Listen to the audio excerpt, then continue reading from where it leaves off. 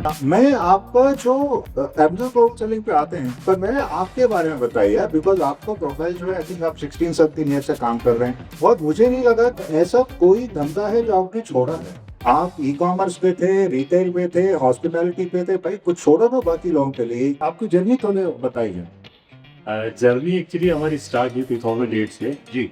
I was मैं अपने आप कुछ करना चाहता था शुरू से। तो when I was in college I started selling online. और जब अमेजोन ग्लोबल सेलिंग इंडिया में लॉन्च हुआ, I think 2014-15, so I we started with Amazon. उससे पहले हम इन सब चीज़ों को सीख रहे थे जब इंडिया के इकोसिस्टम में बहुत नया था ई कॉमर्स। और जब अमेजोन ग्लोबल सेलिंग आया तो बहुत ही एक डाइवर्स जोग्राफी, बड़ा जोग्राफी हमें ओपन मिला, एक अपॉर्चुनिटी समझ में आई।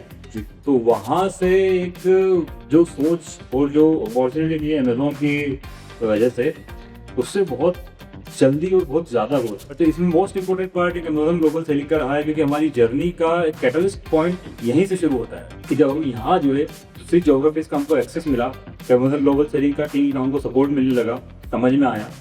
तो धीरे धीरे हमारी अंडरस्टैंडिंग और डेवलप होती गई, हम बढ़ते गए।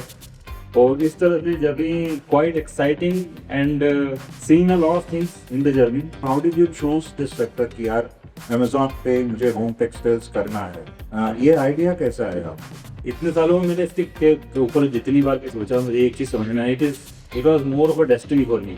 अपॉर्चुनिटी पहली आती है, वो भी ऑनलाइन सेलिंग की, जब मार्केट में लोग इसकी समझ इतनी ज़्यादा रखते नहीं थे 2008 की। तो अपॉर्चुनिटी उस टाइम पे आती है, मुझे समझ में आती है, मैं करने लगता हूँ, कंसिस्टेंटली इस पर काम करता हूँ। और शुरुआत में ही जिस व्यक्ति से मैं इंट्रोड्यूस होता हूँ वो कपड़े का होता है, बेडशीट का होता है। सो इतने सालों में मुझे ये समझ में आया कि ये शायद पहले से कुछ डिसाइडेड था, it was more of a destiny कि मैं इस बिजनेस में आया या बिजनेस में आया, इट वाज लाइक दैट। तो ये काफी हम्बल तरीके से बोल रहे हैं कि ये डेस्टिनी था, लेकिन इसके पीछे एक्चुअली बहुत सोच लगती है, बहुत मेहनत लगती है और इस बात को नजरअंदाज नहीं करना चाहिए। तो सर अभी आप कितने 10 साल हो गए आपको काम करते हुए अमेजोन ग्लोबल सेलिंग के साथ?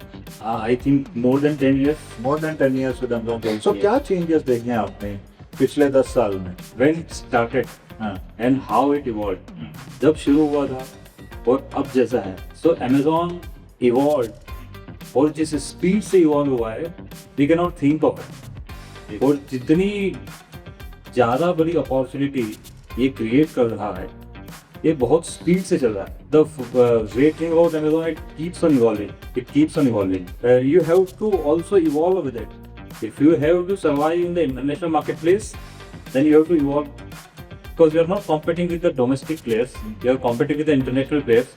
So you have to understand that and you have to keep on evolving. That's a great point जो आपने बोला कि you have to keep evolving because competition तो बढ़ ही रहा है। पर सर इस पे एक सवाल है, जैसे अभी आप बोल रहे हो कि कंपटीशन बढ़ रहा है, और क्या आपको लगता है कि कंपटीशन अगर बढ़ भी रहा है तो ठीक है, लेकिन opportunity is still big despite the competition? Is that what you? बिल्कुल है, क्योंकि जब हम काम करते थे तब कैटेगरी का साइज इतना बड़ा नहीं था। When I started seeing this category from $400 million to $1 billion in home and kitchen, especially the bed sheets, and I had an input from the Amazon team that there still 63% cotton market is offline. So it is keep on evolving year on year. So the size of the bucket is increasing. So there is a space for new players. You just need to be competent and you need to evolve. जब आप market size का assessment करते हैं, आप ये assessment कीजिए कि वो सेक्टर कैसे ग्रो कर रहा है, कस्टमर्स कैसे ग्रो कर रहे हैं, and it's a very important insight. जो इंडिया का स्ट्रेंथ है कॉटन बेस्ड होम टेक्सटाइल्स, जो हमारा स्ट्रेंथ है। अभी जो इंडिया का जो प्रोडक्ट्स कॉटन जो बिकता है, वो ज्यादातर अभी भी ऑफलाइन में बिक रहा है US, and it is actually increasing right now on .com and online, and that is a very very big opportunity that we have. What are those 2 or 3 things that you will do differently अगर आपको फिर से अगर शुरुआत करने का मौका मिले, तो ऐसी क्या 2-3 चीजें होंगी जो आप डिफरेंटली हो? जो गलतियां मैंने इतने सालों में की हैं जी, और जिससे मेरी एक समझ और सोच पैदा हुई है जी, मैं उन गलतियों को नहीं दोहराऊंगा। जैसे Amazon customer obsessed market place है, कस्टमर को वहाँ पे क्वालिटी प्रोडक्ट चाहिए, सही प्राइस में चाहिए। So you need to be very quality conscious and you need to think big. आप छोटी पिक्चर मत देखें, क्योंकि ये एक बहुत बड़ा समंदर है, जहाँ से अगर आप अपनी सोच अगर बड़ी रखते हो तो बहुत अच्छा एम्पायर खड़ा हो सकता है. You just need to think big, start small, quality product and consistency. I think that is the more important. And I think that's a great point. मैं पहले भी वही बोल रहा था कि जनरली हम देखते हैं कि बहुत सारे लोग अनफॉर्चुनेटली ऐसे भी होते हैं कि यार अभी शुरू किया और धंधा क्यों नहीं आ रहा है, अब शुरू करके 2 दिन ही हुआ रहेगा उसका. अब बात ये है कि 6 to 9 months लगता है. 6 to 9 months आप पकड़ के चलो कि आपको, जैसे उन्होंने बहुत सही बात बोली, उतनी कंसिस्टेंसी आपको रखनी पड़ेगी और वो पेशेंस के बिना काम नहीं चलने वाला. And you know this a very very important point to remember. वो उसमें कोई, it's not rocket science, it's how the algorithm works. अगर आपका product has to take root, उसके अगर सीड्स अगर बनेंगे और कस्टमर स्टार्ट रिकग्नाइजिंग दैट, वो एक साइकिल, और वो 6 to 9 months के पहले वो साइकिल बन नहीं पाता है. एंड वो 6 to 9 months में जिसने भी धीरज रखा वो जीत गए. अब पहले 6 से 9 महीनों में आप धीरज हारे तो आप हार. ये बात प्लीज ध्यान में रखिए. पहले 3 महीने में आपका क्या एडवाइस होगा पर एनी न्यू सेलर तो अगर भाई ये 3 चीजें करो पहले 3 महीने में, what will your advice?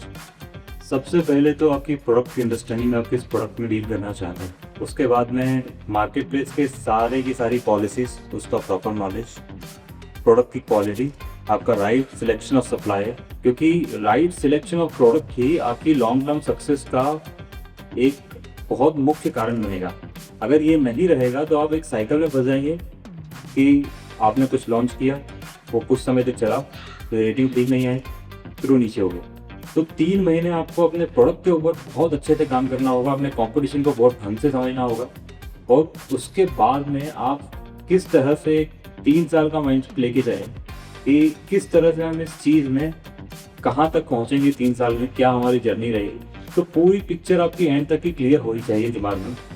So I think ये फर्स्ट 3 आपका होमवर्क, 3 months आपका होमवर्क बहुत सही होना चाहिए. And I think this is very important. पहले 3 महीने में, just take an extension of what you're saying. Some of the mistakes that people also make is, not sending enough inventory, for example. कि trial है ये, देखते हैं क्या होता है. ऐसा नहीं चलेगा. मैं ये नहीं बोल रहा कि बहुत सारी इन्वेस्टमेंट आपको लगानी है, पर इतनी तो लगानी पड़ेगी जिससे आपको फीडबैक आए, कुछ तो सिग्नल आए, कुछ तो रेटिंग आए, कुछ तो आप समझ पाए कस्टमर को, आप समझ पाए रिव्यू से तो समझ पाए. That is very important. जब आपने की शुरुआत की थी 10 साल पहले, गवर्नमेंट का भी इतना फोकस नहीं था ई कॉमर्स एक्सपोर्ट्स पे. इनफैक्ट ई कॉमर्स एक्सपोर्ट्स को अभी भी रिकग्नाइज हुआ है कि वो भी एक जरिया है एक्सपोर्ट करने का.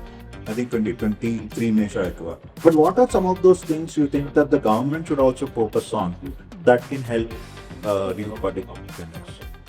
मेरे हिसाब से गवर्नमेंट का काम है एक ऐसा इकोसिस्टम बनाना जो ई कॉमर्स एक्सपोर्टर्स को जितने भी चैलेंजेस हैं उनको सॉल्व करने में बहुत अच्छे से रोल प्ले करे. भले फिर वो पहले जैसे BRC का एक बहुत बड़ा इशू हुआ करता था, तो इस तरह के इश्यूज होते हैं एक्सपोर्ट रिलेटेड डॉक्यूमेंटेशन के इश्यूज से पहले.